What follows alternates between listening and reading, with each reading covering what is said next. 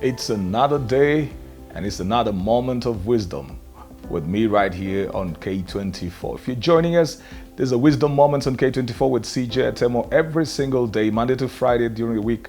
We come in at 9:55 a.m. with nuggets that are going to inspire you, transform you, motivate you, empower you, and just equip you with, life skills that will help you become a better person and achieve more and greater and hopefully fulfill your purpose and optimize your potential. Have you subscribed to CJ Atemo on YouTube? Kindly do so, because all these videos are uploaded right there, and I would love for you, even if you're just tuning in for the very first time, I'd love for you to get this resource so that at the comfort of your free time, you can go back and watch whatever you have not watched before. And even if you have watched before, you can always keep going back and listening to the ones that are very relevant to you. I believe all of them are, but there are those that will be very relevant at any one point, and I would like for you to get that resource. So subscribe to CJ Atemo on YouTube. Also make sure that you set notifications so that every other upload you get to know about it. And I would love for you also to watch.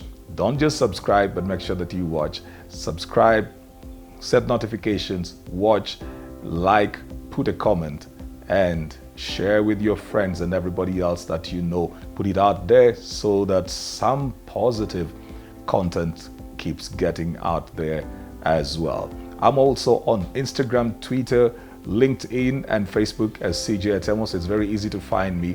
But if you're going to send mail, if you'd love to send mail, probably you have something that is a bit more private or official and you want to engage, send mail to cjatsol@gmail.com. Of course, it's on the screen right there, but cjatsol@gmail.com, and I will endeavor to respond to you the soonest possible, and I will do my best to do that.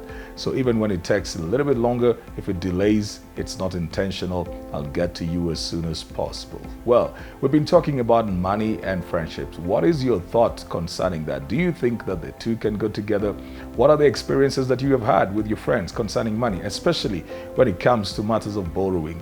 And not just that your friends borrow from you. Have you ever borrowed from your friends and not been able to pay as well? Have you been the good friend when your friends have given you money or lent you money? Have you been the good friend as well? Because sometimes we love to deflect every negative thing to other people. But if we do an introspection, we might just find that sometimes we're the problematic person, and we might be that friend who borrows and never pays and goes quiet on everybody. I talked about reasons why I feel that people easily mess up their friendships, and I talked about assumption. I talked about bad behavior. They know very well they will not pay. They're taking the money knowing that they won't pay, taking the money even when they don't need it. They just have got bad behavior. And then I talked about communication, or the lack of it, where people will go quiet on you. People will decide not to pick your calls, or if they pick your calls, they've got all these excuses, from network to, they've been out of town. There's so many things that people will say when they don't want to pay your money. But how do we then redeem ourselves? If you were in the place where you have taken money from your friends or borrowed money from your friends before, and you recognize that you actually have lost a certain sense of trust or a place in their lives, and you would want to recover that, what do you do? What do you do? Number one is still just the element of communication. Just do what you would do if you owed a bank, if you owed an institution. What would you do? Go back and talk to them. Negotiate your payment plan with them. Don't make those assumptions. See, if you called somebody 4 or 5 times because you're in distress to get some money, and then now they have to look for you when they're looking for their money, that's a bad thing right there. That's not good. So what do you need to do? The same energy that you had when you're looking for the money. Have some courtesy. Look for the person. Explain yourself to them. Either a phone call or even a face-to-face. Do not fear. What's the worst that somebody will do to you? They're not going to kill you. Well, I hope that you don't have those kind of friends who will do harm to you. But explain yourself to them.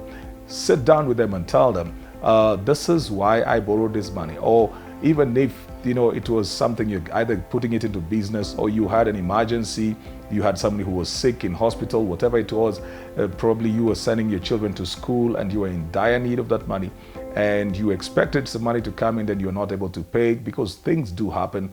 Then just sit down with them and tell them, look, I did borrow this money, and my hope and expectation was that in 2 or 3 weeks I would pay it, but things have not been going fine. I don't like it that I'm not able to pay, but this is what is happening. I am a bit stuck. I would ask for you to give me a bit more time. Now, just that respect alone, even if the person doesn't like it, even if they're inconvenienced, at least they have communication from you.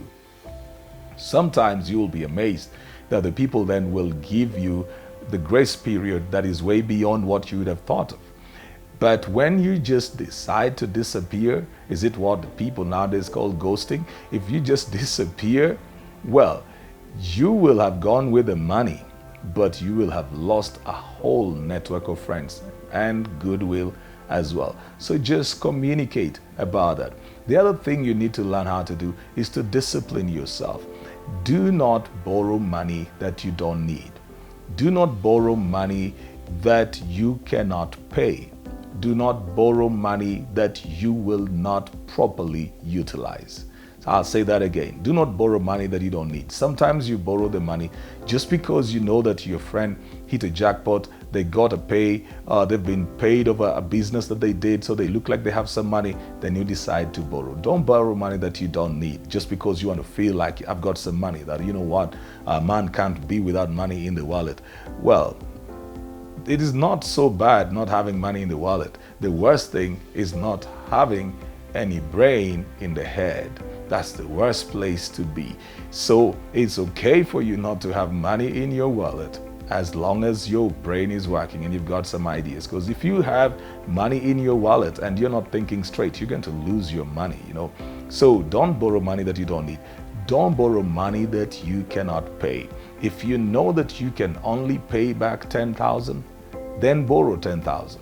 Even if there's an offer for you to borrow 50 or 100, don't take the 100.